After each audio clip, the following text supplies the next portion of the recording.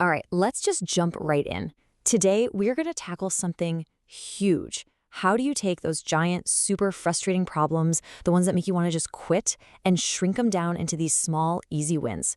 Honestly, it's like a superpower, and by the end of this, you are going to have it. You know that feeling, right? When you're staring at a challenge and you just think, wow, where do I even begin? It's like looking up at this massive, unclimbable mountain. We have all been there. It's totally overwhelming. And this right here, this is the villain of our story today. Let's call it the big problem. It's that solid, intimidating wall that just stops you cold. But don't you worry, because we're about to figure out exactly how to break it apart. Okay, so first things first, let's get something straight. Running into these massive challenges is just a normal part of life. It doesn't matter if it's a tech thing, a school thing, or anything else. Big problems are going to pop up, and it's totally okay to feel stuck when they do. I mean, think about it. It could be something simple but super annoying, like the internet just goes out, or an app on your tablet just will not open no matter how many times you tap it. Or, the big one, that massive school project that's due soon. Yep, these are the exact big problems we're talking about. But here's the game changer. What if I told you that you could have a secret problem-solving toolkit, like a set of go-to strategies that makes any challenge, I don't care how big it is, feel completely doable? Well, guess what? We're going to start building it right now. All right, let's open up that toolkit. Tool number one, I like to call it the rewind button. And this one is all about changing the way we think about messing up. Failure isn't the end, not even close. It's actually a super important part of getting to the answer. So here's the big mindset shift. Every single time something doesn't work, it's not a failure. It's just information. It's a clue. We're not making mistakes, we're collecting intelligence that's going to make our next try way, way smarter. And here's the simple way to do it. Step one, you try something and it just doesn't work. Okay, no big deal. Step two, you just take a second and ask, all right, what exactly went wrong here? Step three, and this is the most important one, what did I learn from that? And then step four, that's where the magic is. You go again, only this time you're not starting from scratch. You're starting with new knowledge. So once you're not afraid to try and maybe miss, you're ready for the next tool. And this one is my absolute favorite. I call it the Amazing Shrink Ray, and it is hands down the most powerful thing in your kit for taking down those monster problems.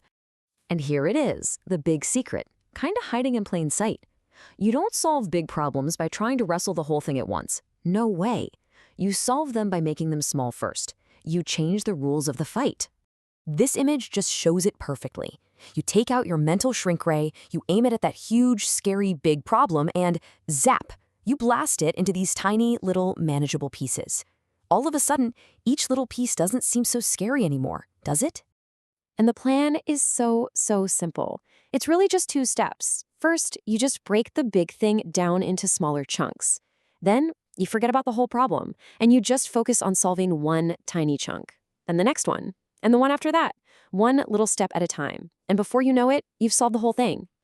So right about now, you might be thinking, okay, that's cool for computer stuff, but what about, real life?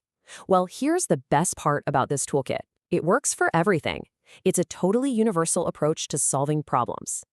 So let's take it out of the tech world for a second. Let's talk about planning a class trip. At first, that just sounds huge, doesn't it? So many things to figure out. It feels just like one of those big problems we were looking at earlier. But what happens when we hit it with our shrink ray? That giant task, plan a trip, suddenly breaks apart. Okay, forget everything else. First job, just decide where we're going. Done. Okay, next small job. When are we going to go? And then, how much is it going to cost?